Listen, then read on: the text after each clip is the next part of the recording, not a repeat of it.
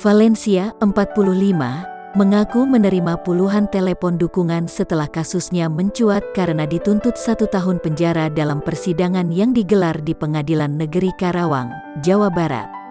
Sebelumnya Valencia dilaporkan mantan suaminya Chan Yung-ching ke polisi hingga akhirnya perkaranya masuk pengadilan.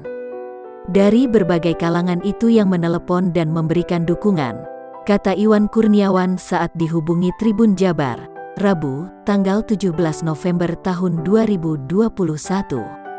Iwan mengatakan, sejumlah telepon tersebut berisi mengenai dukungan terhadap Valencia yang mengalami ketidakadilan.